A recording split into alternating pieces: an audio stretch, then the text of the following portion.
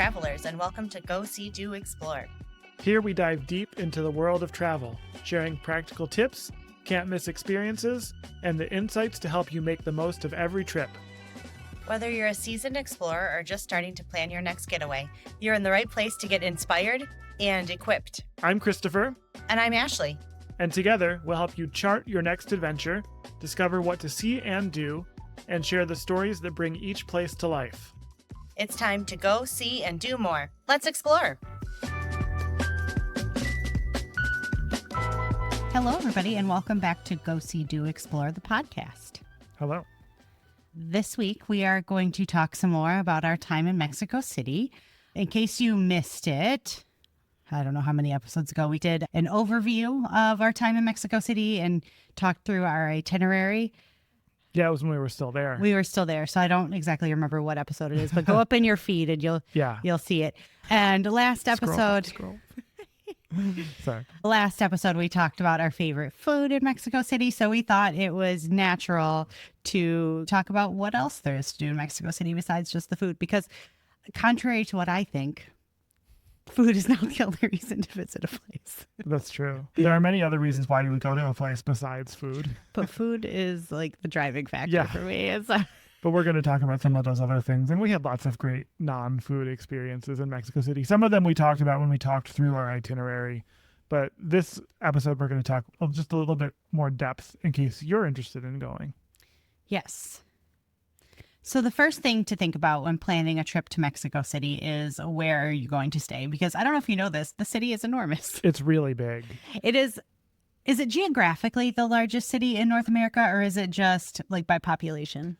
I don't know the answer to that. I wouldn't be surprised if it was the largest because, like, for example, New York City, the footprint of New York City is actually not very big relative to something like Mexico City, but I don't actually know the answer to that. No. But anyway, Mexico City is enormous, and the traffic is also very bad. It is really bad. So it's important when you're thinking about where you're going to stay in Mexico City. It's important to think about what you would like to do, what is important to you, and that will help you decide where to stay. Mm-hmm. I feel like the biggest areas for tourists are probably the Centro Histórico, which is the historic center. Locals refer to it as downtown. That's where a lot of the museums are. It's where the Zócalo and the Cathedral are. It's the historic center of the city. It's the oldest part of the city. When we were planning this trip, our trip to Mexico City, we decided we wanted to spend half of the time in the historic center because there was so much that we wanted to see in the historic center. And then we were going to spend, and we did spend, I don't know why I'm saying it like it didn't happen. And we ended up spending another half in one of the more modern parts of the city. Some of the other neighborhoods that are popular among tourists are the Roma Norte and the Condesa neighborhoods. These are pretty popular with people that are not from Mexico. Yeah. The neighborhoods, and I believe we mentioned this on a previous episode, but these neighborhoods were designed as a project originally to convince foreigners to live in Mexico City, like back in the 19th century. And so to this day, they're very tourist-centric kind of neighborhoods with lots of restaurants and shopping and things of that nature. And so they can be really fun places to stay. We stayed in Roma Norte. We talked a little bit about that. But there's also, Condesa, as you mentioned, there's also Hippodromo is like in between those. And then Polanco is another one that is this way. And I know some people also like to stay in Coyoacán. Yeah. Which is where Frida Kahlo's house is, and it's an artsy neighborhood. But the downside with staying in Coyoacán is that it is not close to the historic center. So if you're planning on spending time in the historic center or in Roma or Condesa, it's going to be quite a bit of time to get there. Yeah, it's a ways out. But it's cool because it's almost like a little small town inside of the city. Yeah. So definitely recommend staying some time there or either staying there or just spending some time there. Another thing to think about when planning a trip to Mexico City is how you're going to get around, because as we mentioned, it's giant. Yeah. So we mostly used Uber. And if you've listened to this podcast before, you know that we have some mixed feelings about Uber. But for our trip, it made sense this time. It's really affordable. It's too affordable, if that makes sense. It seems like it would not be easy for someone to make a living driving Uber in Mexico City. Yeah. There's another one called Didi that's like a local Uber. We did not use Didi. I think on another trip I would try it out though.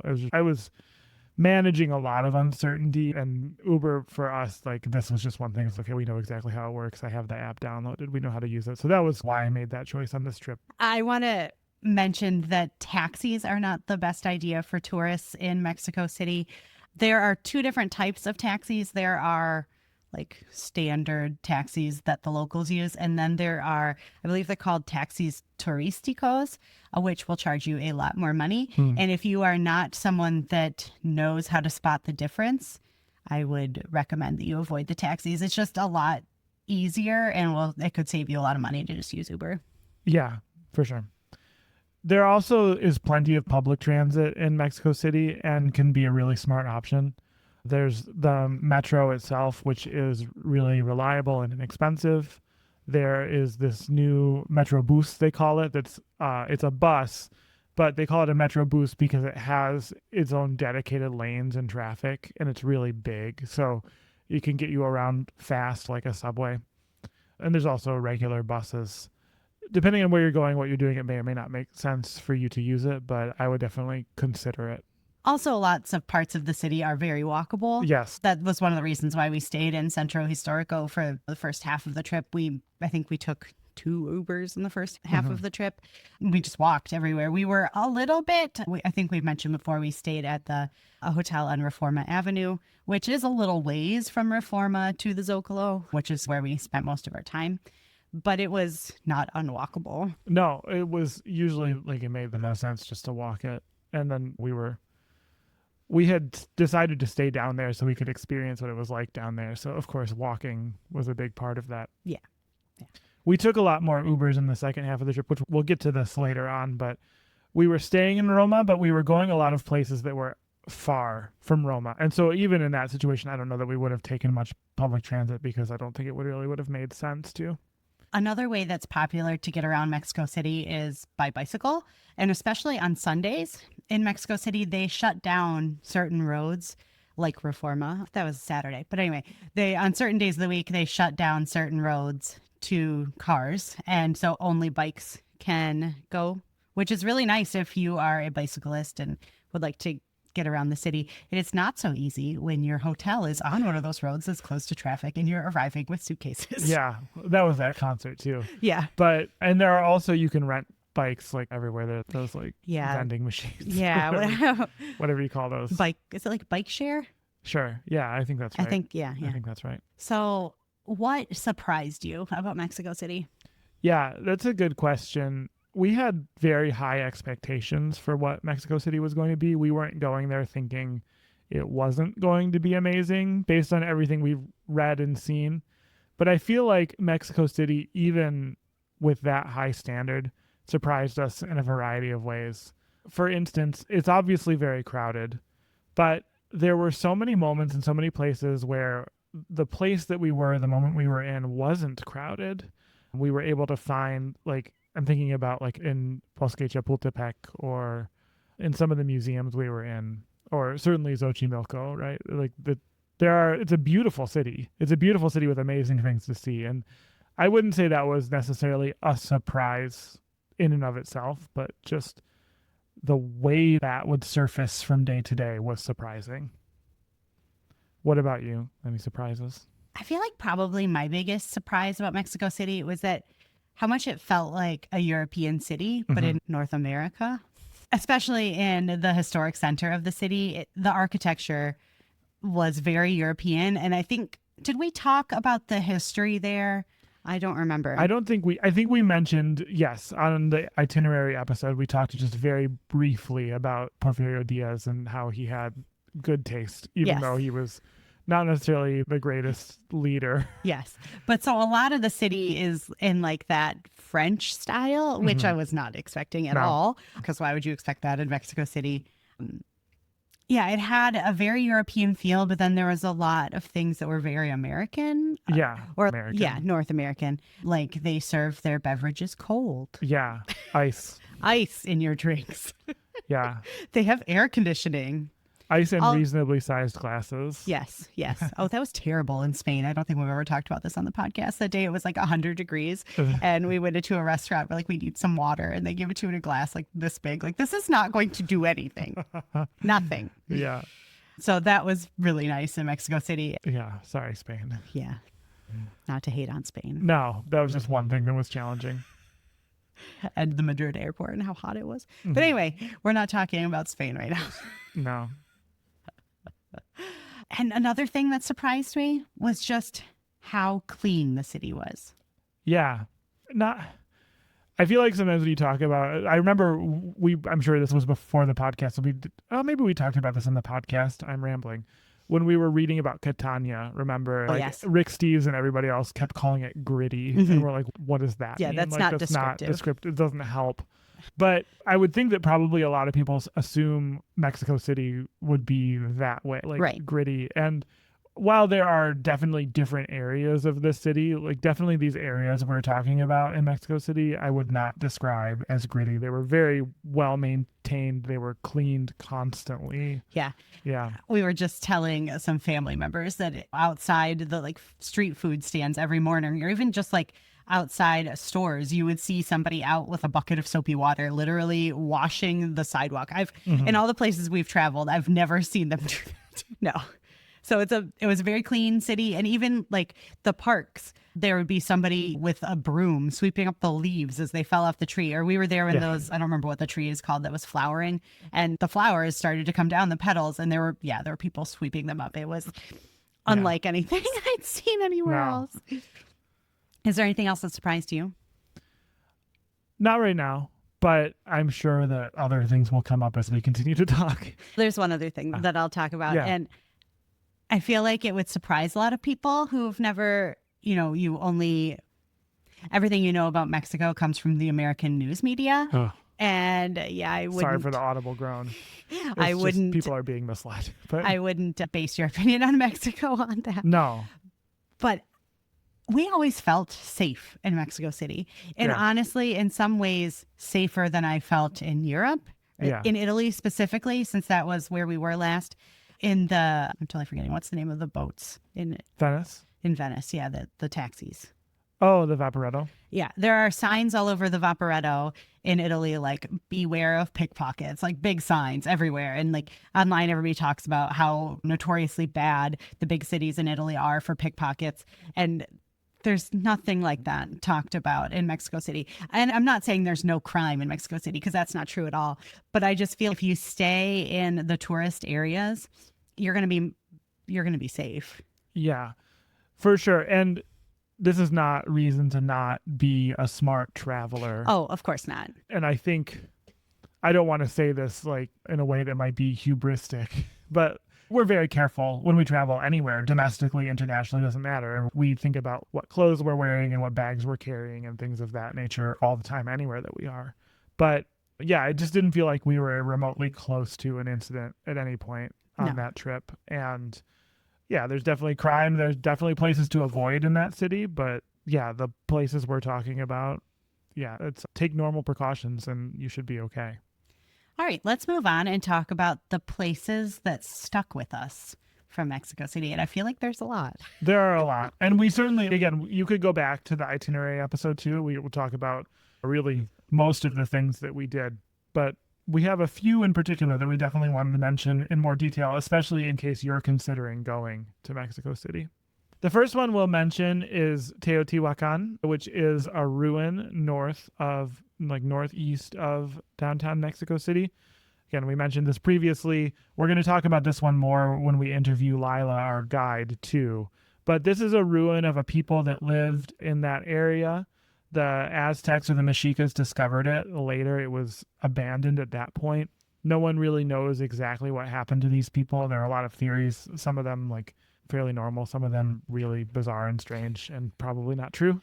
But there are a couple of big pyramids. It's a huge site, and you get to walk the grounds and see a lot of the architecture, the artifacts.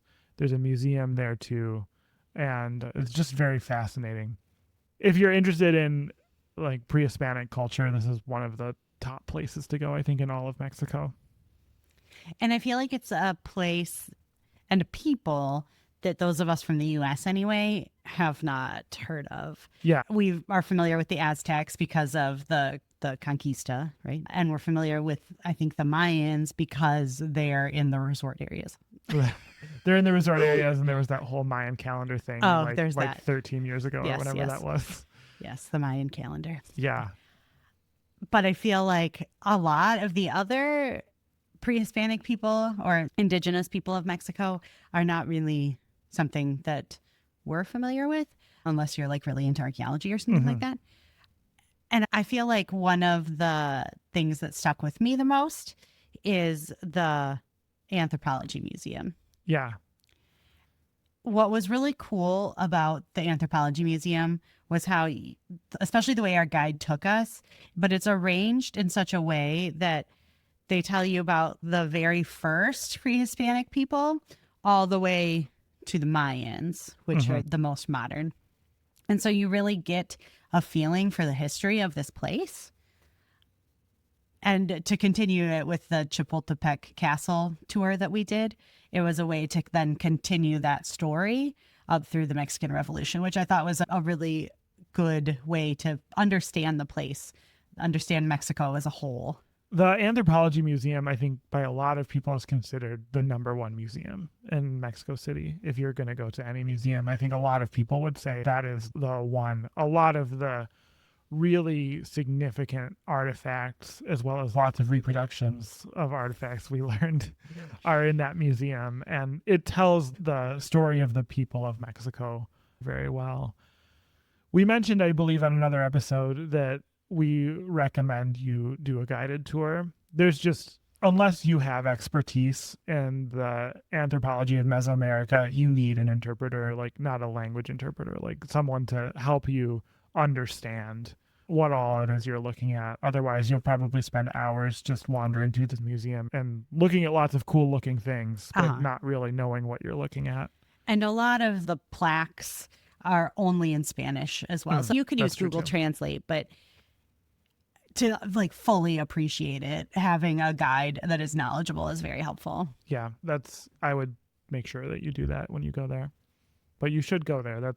It's a top tier museum. Yes. So you mentioned Chapultepec Castle already, but we'll mention it here again as a separate thing to consider. The Anthropology Museum is in a city park, a big city park called Bosque Chapultepec, which is forest. Bosque is forest. Big park, way bigger than like Central Park in New York and other famous urban parks.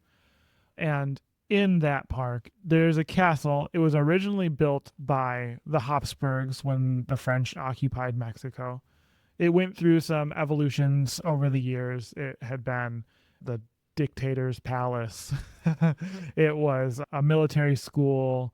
The U.S. Army was there for a bit during the Mexican-American War. Now it's a museum. And so it's this beautiful museum on this really high point where you can look out and see not only Chapultepec, but also a lot of Mexico City. There's really interesting art there, also artifacts. And then on this like upper level, is from the Porfirio Diaz era. There's all this like stained glass and this sort of European formal garden. Very interesting. That's, I would say, another one that especially if you're going to be in Chapultepec and you're going to go to the Anthropology Museum, you should for sure go there. That one, I think you could do guided or unguided. I think if you didn't have a guide for that, you would be fine. I don't think there's really, we had this one tour that did both. But had I do it, we're going to talk about things we would do differently next time. But had I to do that over again, I think I would have done a longer tour in the Anthropology Museum guided and then just gone to the castle on our own. Another of the most famous museums, most famous places in Mexico City is Casa Azul, which means blue house. And it is the home of Frida Kahlo. This is a place that if you are interested in visiting, it is very important that you book your tickets in advance. Mm-hmm. I believe they open up 1 month at a time. So I don't exactly remember how it was. I don't know if it wasn't exactly like 30 days rolling, but it was like, it's May, so June is available now, thing. Do not wait until the last minute because you will not be able to get tickets. Like other tours or other museums that we've visited, you are able to get tours if you aren't able to get tickets, like a guided tour that would then take you to the museum. But I don't know that it's one that you necessarily need a guide for. We didn't have a guide for it, and I thought it was fine. Yeah. Probably the situation I would get a guide for that, apart from there just not being general tickets, would be if this is something like if you're really interested and really into the story of Frida Kahlo and you want to take a lot away from that experience, I'm sure a guided tour would give you more than walking through. For us, people I'd say who are interested in art and certainly interested in her story, but not like to the highest level, walking through, reading what was there, looking at the artifacts, there's not a lot of art there. It's mostly just like things from her life and things from Diego Rivera's life. And the house itself is very cool. But I think we got what we were looking for out of it just by walking through. Yeah, and it was cool. I don't know if it's a permanent exhibit or like a long-term exhibit, but they also had an exhibit of her clothing. Yeah. That was very interesting because she had a very unique sense of style, obviously, but her clothing was also a way that was like supportive because of her physical limitations. But it definitely, I will say that I didn't know much about Frida Kahlo before going into it. I'm not like a huge Frida Kahlo fan, but I definitely got a greater appreciation for her. Yeah. Now, if you're someone that is a big Frida Kahlo fan, that's a situation where you might want a guided tour to better understand and appreciate it. And I think there are lots of other places you can go to see more of her art and things like that in Mexico City. This really, like I said, it's their home. All right, I think it's time for a wine break. Okay, let's go to the wine break.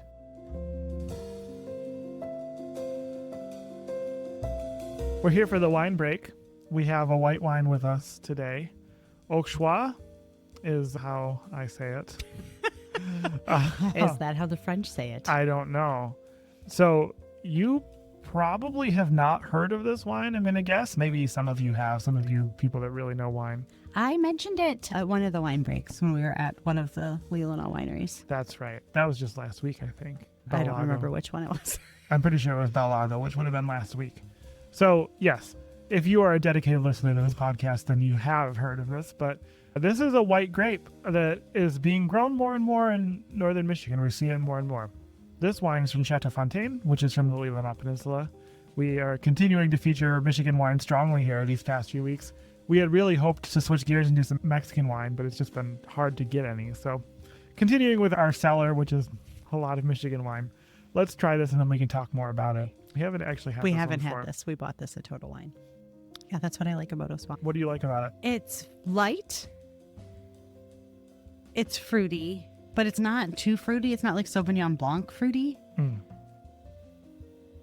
It has a little bit of the Chardonnay like mouthfeel. Yeah. Without the butter.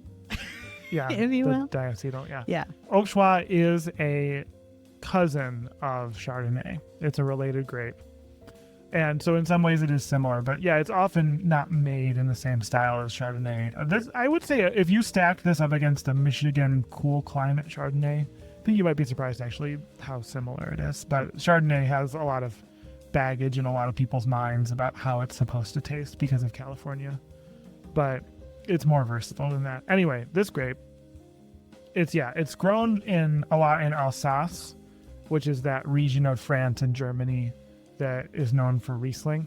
They also have that there. It makes sense why it would do so well in Michigan, but until recently, we really haven't seen a lot of it. We knew it was at Hawthorne on Old Mission.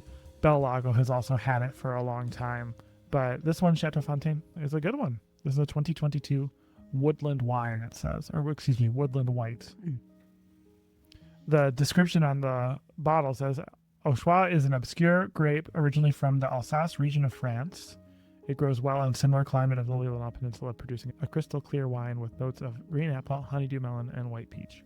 It is crystal clear. It is crystal clear. How do I get it in the camera? So anyway, yeah, nice wine the weather is finally turning nice here. So it's a nice wine for a nice day like this. Yeah. And I would recommend that if you see this grape, if you're someone that likes dry white wines, to check it out. Definitely. Okay, good wine break. Wine break.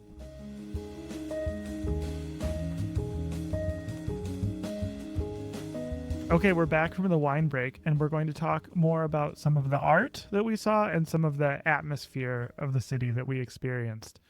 We went on a tour of several sites that have murals of Diego Rivera. We talked about that in the itinerary episode. You can go back. We're also going to talk about it when we interview our guide, Lila. But the first place we went there was the Diego Rivera Mural Museum, which was right by the Alameda, which is a park. It was actually right next to our hotel, Fontaine Reforma.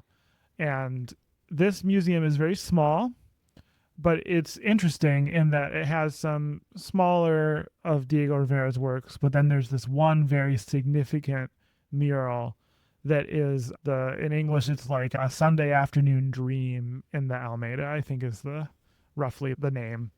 And it is an imagining of the entire history of Mexico up until the point it was painted, but in the Alameda, the park that's behind where this museum is. And so the scene is this park that you can walk through, but it's all these important pieces of history from the history of Mexico. This was very cool because it was in many ways our first really deep introduction to the history of Mexico as a country. Certainly when we went there, we knew some things about Mexican history. We were not totally ignorant or anything like that, but there's a lot we didn't know. And this mural was the first way that we really got to learn a lot more about that country. And this was a museum that if it wasn't for that tour, we would have walked right past it. Like, I had no idea it was there. Yeah, I think I had noticed on Google Maps when we were sitting in the hotel room and I was looking at Google Maps, it's like, oh, there's a Diego Rivera Mural Museum, like right here. But yeah, it wasn't on our list or anything. Right. It was, and it's not a museum that you're going to spend a long time in because there's really the one big mural. And I think there's there's some other small things that we didn't go see because we were on a Diego mission. Yeah. But it's definitely something that you should check out for sure if you're interested in Diego. But it's another thing that I feel like I would not have appreciated, would not have understood all of the details in that mural if we went there without a guide. Yeah, definitely. There was no way that we would have understood any of it, really. We would have looked at it and seen some things. Yeah. Took some pictures. And then we would have left. Yeah, that seemed like a really important mural. And I think the admission is something like $2 US or something like that. It's very inexpensive for this museum. It's rather small. I feel like a lot of the museums were pretty inexpensive. Casa Azul being the big exception. Yeah. That was pretty expensive, but obviously they book up, so it's necessary. Yeah, so then just on the other side of that same park is the Palacio de Bellas Artes, which is primarily a theater. It's this very cool, large theater. The exterior is classical, I think, or like neoclassical. Ooh, I'm probably getting that wrong. But it's very much the Porfirio Diaz, like European style. It looks like you would imagine like the opera house in Paris, or like it's got that sort of a style. Someone out there knows what that's called. It's escaping me at the time. But they were working on it, and then the Mexican Revolution started, and they didn't get to complete it for a long time. So the interior is all Art Deco. It's very cool. It's very cool that you look at the outside and it looks one way, and then you go in and it's like you're in the Empire State Building or something like that. Like it's a total transformation. But yes, there's a big theater in there. They have lots of like plays, operas, things of that nature. They have a ballet. Is it like every Wednesday or something like that? Yes. Yeah, there's the ballet there. But they have a couple floors of art too, and something you can go see. And there is a Diego Rivera mural there that's also quite famous. That one is the Man Controller of the Universe is the English name. And it is a recreation of a mural that was supposed to be done for Rockefeller Center.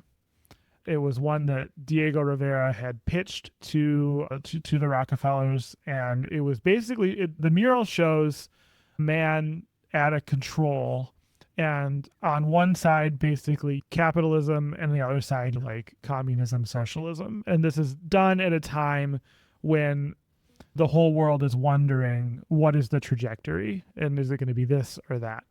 And my understanding after going with a guide and then doing some more reading on my own is that Diego Rivera sketched this out. The Rockefeller family was on board. The I don't remember. It wasn't John Rockefeller that was the main person in charge of this. It was like, I don't think it was Nelson Rockefeller. I don't recall. I'm sorry. One of those Rockefellers. Everyone was on board with this. Like they knew what it was and that it might be perceived as a little bit controversial. But the thing that kind of torpedoed this project was that there's a figure of Lenin, and it was supposed to be pretty faint, but there was a mistake. They were sneaking it in. And there's a mistake, and someone discovered this figure of Lenin while it was being worked on still. And the Rockefeller family basically said, no, you can't. Sorry, that's too far. They were like, we're okay with maybe Karl Marx is there. Maybe that's fine. But like the Lenin was too much. That was too much. And it was destroyed. Something else I learned just recently too was that originally Diego Rivera was using this technique that allowed him to remove murals potentially, or would allow someone in the future to remove a mural from a wall if they wanted to change the structure, that the mural could be saved. But the people funding this project had basically refused to pay for that. So had they done that, it would have been possible, and that it could have been removed and gone to MoMA or something like that, which was on the table at one point, that they weren't just going to destroy it. Because the Rockefeller family actually, even after this, they remained fans and patrons of Rivera. But it was just like, we can't put Lenin on a public building in New York City in the late 30s or the 40s or whatever it was. They're just like, that was the thing that was too much. So anyway, that was a long story. But it is recreated in Bellas Artes. So you can go see Rivera. He had taken sketches when he had a feeling it was going to get destroyed. He had gone and taken sketches of it. And so he was able to recreate it in Mexico. It's really just very interesting to see this work as something that was so controversial. And that's the mural. I feel like you see so much of what is in the mural, the Detroit Industry mural, Yeah. so the Detroit Institute of Arts. So we're coming to all this Diego Rivera works in Mexico City with this Detroit lens, which he considered the Detroit Industry murals to be one of his masterpieces, was painted before New York, correct? Yeah, that's right. But He was negotiating for New York as he was painting Detroit. So you can see just some similar figures, some similar colors. It's interesting to see. And I don't know if I have the other museum in our list here, but you can see his art kind of progress. Yeah. His murals progress. The New York one is like Detroit Industry, but without the optimism especially like on the capitalism side. Like Detroit Industry is so interesting because he does have some of the same themes about like abuse of workers and things like that. But nevertheless, there's this like overwhelming positivity of what technology can do. And the one that he did in New York doesn't have that as much. It's much bleaker. Yeah. Really interesting.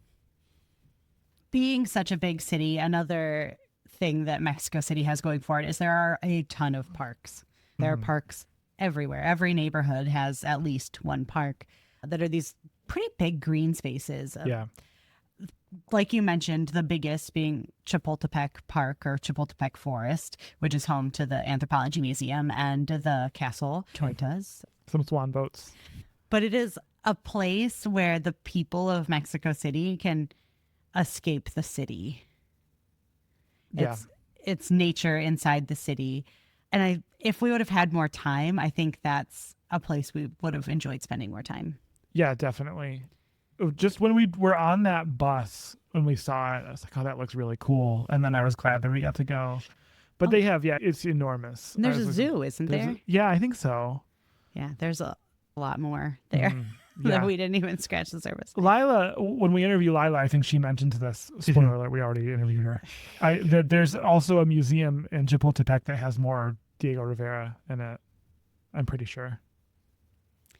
What's the name of that park it's Parque de Mexico, right? In Condesa? Oh, yeah, there was the Parque Mexico, and then there was Parque España. I'm trying to remember which was which. But anyway, that's another... Condesa is another really big public park with the really cool like covered benches and stuff. I feel like that's one thing I wish we had more time to just chill in the nature. Yeah. in Mexico City. Yeah. The other place that was just absolutely essential to our trip and just how amazing it was the time we spent in Xochimilco.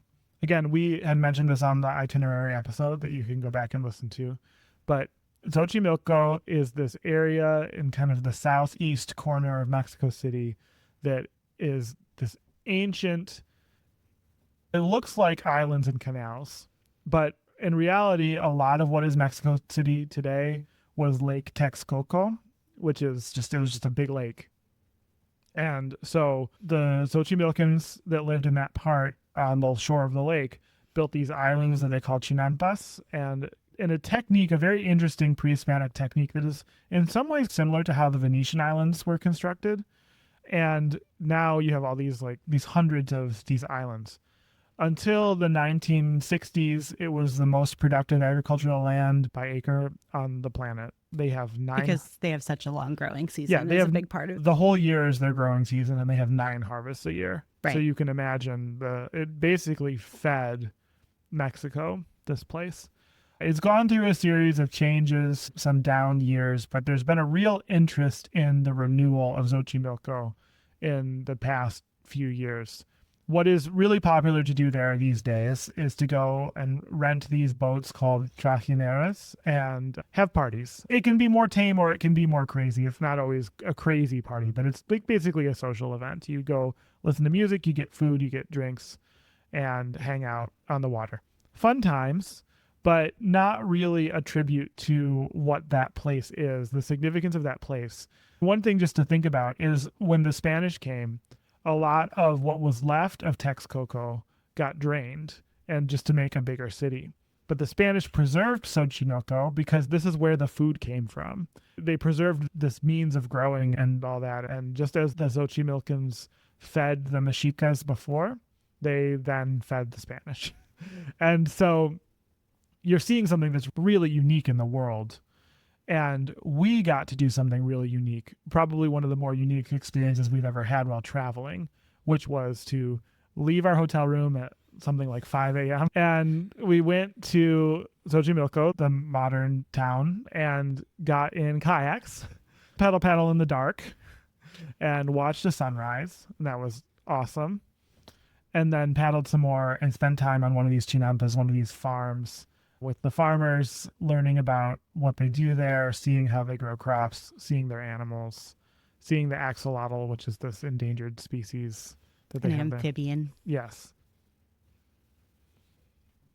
And then eating breakfast too. We ate breakfast there, one of the best meals of the trip. We talked about that in the food episode. So this was definitely like a headline experience for this trip. It was so good. It's not an inexpensive excursion. It's not something that you're going to be able to do on your own. So a tour is 100% necessary to experience this in Xochimilco. Yes, you can go and rent a trajinera on your own. Yep. You don't have to have a big group. You can just go one person on a trajinera, but it might be a little boring. But if you want to experience this real place, I don't want to say non-touristy because obviously we're tourists, but it's a place that not a lot of tourists see. Yeah, this side of it anyway. This side of Xochimilco, we 100% recommend, we would encourage you to do a sunrise kayak experience in Xochimilco. It was unlike anything we've experienced anywhere else. And we would say book with Pies Descalzos, that's our guide Lila that we'll interview on the next episode. Yeah, I definitely wholeheartedly recommend. There will be some links in the show notes. There will be some links. Yeah. It was just unlike anything we've done anywhere else. It's unlike any other place we've ever been. And it was very meaningful. Yeah. If you want to take a trip and connect with some people, that's the one to do. Oh, and if you speak Spanish, even better. Yeah. But you don't have to. No, but yeah, there's a lot that will be said. Okay. I guess we should probably talk about a little bit of the nitty gritties before we get into what we would do differently. So we spent, I think in total it was 8 days, correct? And we've mentioned that in some ways we feel like we've barely scratched the surface of Mexico City. Yeah. I would say spend as much time as you have to spend in Mexico City. Really, yeah. I don't think 3 days would be enough. No, I mean, you could go there for 3 days. You're just going to have a very targeted kind of a trip to one neighborhood. Right. It'd be like go to Centro Histórico and see those things and then go home. Yeah. Yeah. But you're probably not going to Teotihuacan. You're probably not doing Xochimilco, probably not Casa Azul. There's just so many. It's just such a big city and there's so much to do that I think you would probably spend a month there Yeah. and not see it all. You definitely could. We didn't talk about like the shrine of the Virgin de Guadalupe. There's all that. I'm sure there's just like tons of stuff we haven't mentioned. The cathedral. Yeah. Based on our experience. There's so much. It's just such a big city. So I would say give yourself as much time as you possibly can. Yeah. And honestly, if you could do what we did and stay in one part of the city and then move to another part of the city and then move to a different part of the city, you could explore those different areas even deeper. Are there any other details we should mention before we get into? I would say check, depending on where you live and where you fly from, if you're in the U.S., check like Chicago, for example, or I think New York, places like that have a lot of Mexican airlines that fly pretty inexpensively, like Viva Aerobus, like Volaris. We're jealous of you all that have those. In Detroit, we have Aeromexico, or Aeromexico, which is, we had a great experience on, but it's not exactly a low-cost airline. But yeah, just watch for that. Because if we lived in Chicago and could fly to Mexico City for $100 or less sometimes on Viva Aerobus or something like that, yeah, maybe I would take a 3-day trip there. Why not?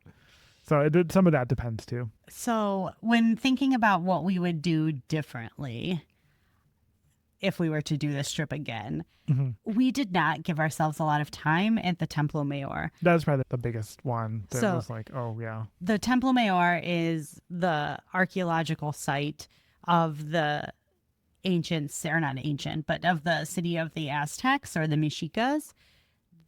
Because when the Spanish arrived in Mexico City, the Aztecs were there and then they conquered them and knocked their city down and put up a cathedral. So nowadays it is an archaeological site and there's digging happening currently and there is a museum. We planned this right before we did our food tour. Yeah. And I think we gave ourselves like 2 hours. It was about 2 hours. Or something like that. And it wasn't enough time. No. I think we did make it to the archaeological site pretty much in that time, but that museum is huge and there's so much stuff in it. I wasn't expecting how much stuff is in that museum. Yeah, so definitely give yourself more time if you want to truly understand the Aztecs. I would say 3 to 4 hours minimum. Yeah.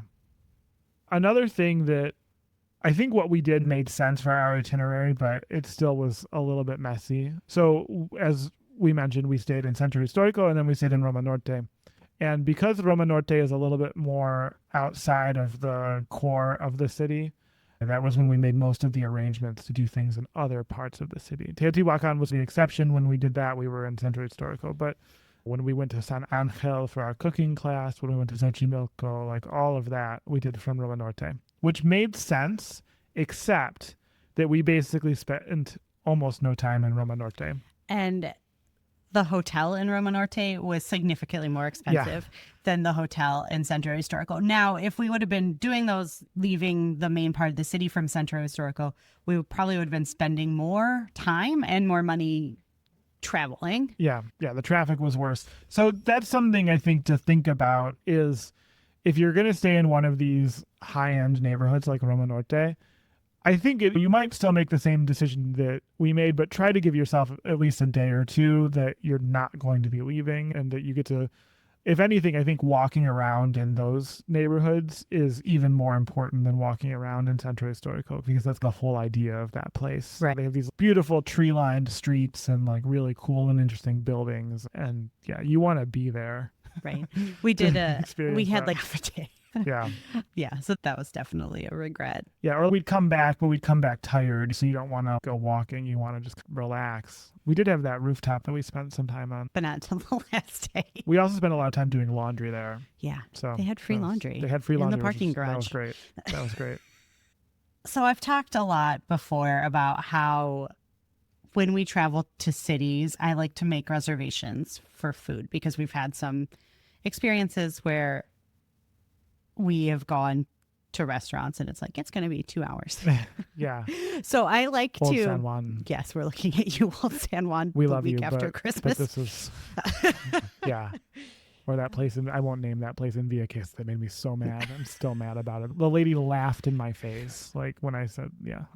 Anyway, Yeah. So when we travel to cities, especially, I like to have a plan of where we're going to eat every night. Now, once we arrive, if we realize that that's not necessary or we see something that looks more interesting, we will cancel our reservations if we decide we don't need them. So we went to Mexico City, and I think I had a reservation for every night with 2 exceptions that were lunch reservations. Now, when I made all of those reservations, I didn't realize that Mexico City, the breakfast of Mexico, would be so heavy. Yeah. So it's really hard to eat breakfast at 9 o'clock or whatever and then have lunch at noon. So what we were finding that I ended up canceling one of our lunch reservations, and we just had breakfast and then a later dinner. That worked better for us. And then maybe it also opened you up to having some street food in like the early afternoon time, which kind of felt like what the people there do. Yeah. Yeah. But the thing that's hard is we went to a restaurant. It was an Asturian restaurant, which is a state. Is it states in Spain? Yeah. Or like a province of northern Spain. It's not food that we can get around here. So I made a reservation, but it's a place that closes at 4. And so maybe we're supposed to go there for breakfast. I don't know. Yeah. Or you go there for lunch and don't eat dinner, which is what we did. Yeah, that is exactly what we did. That's just something to keep in mind, that most likely you're going to want to get breakfast and then dinner. Don't plan much. Or don't eat breakfast. Or get like a pastry at a coffee shop. That is something you can do. 3 full meals is going to be way too much food. That's the point, I think. That's the point. Yeah. And I mean, like I said, later, as we figured this out, we changed our plans. But yeah, it was a challenge. And so we had a few early morning tours, and it was honestly hard to find places to eat before them. That's true. Like even the coffee shop at our hotel wasn't open that early. So like we got picked up at our hotel to go to Teotihuacan at 7 a.m, and we just didn't eat or drink anything before that. Yeah. Water. We had water, and we had a coffee pot in our room that we could have used. But so that's something I wish we would have planned a little better, like maybe had some kind of granola bars or something in the room. Yeah. Obviously, before Xochimilco at 4 a.m., we didn't eat anything before that because that's really early. And we had coffee and breakfast once we got to the farm. But even, I want to say our Anthropology Museum was 9. And because it was a Saturday and we had a hard time finding food before that, which really surprised me. Like they don't get... The restaurants, I shouldn't say the people don't get up early. The restaurants and coffee shops don't open early on weekends. At least not in Roma Norte. No, we were in Polanco. You're right.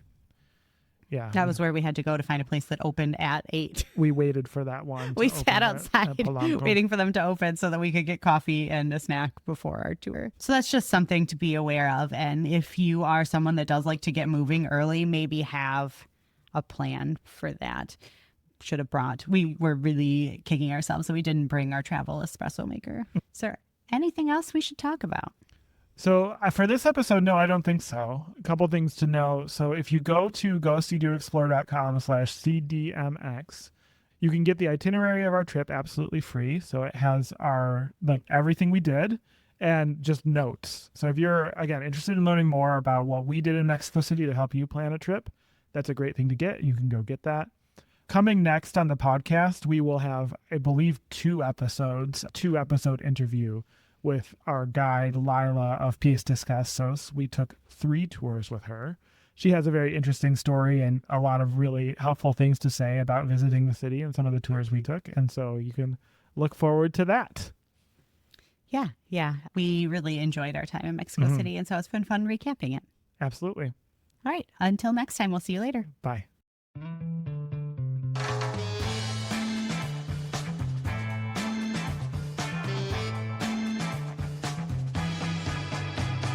That's all for today's episode of Go See Do Explore. Thanks for joining us in sharing the wonder of travel. If you want more from each episode, head to GoSeeDoExplore.com, where you'll find blog posts, resources, and extras from our travels. You can also reach us anytime at podcast@GoSeeDoExplore.com. We love hearing from you. And if you'd like to support the show, check out GoSeeDoExplore.com/support. We've got subscriber levels that unlock benefits like our full trip itineraries and notes, a private Discord for travel chat, and even postcards and souvenirs from our adventures. Don't forget to rate and review the podcast. It helps more travelers like you find us. Until next time, I'm Christopher. And I'm Ashleigh. Keep exploring, keep discovering, and we'll see you out there.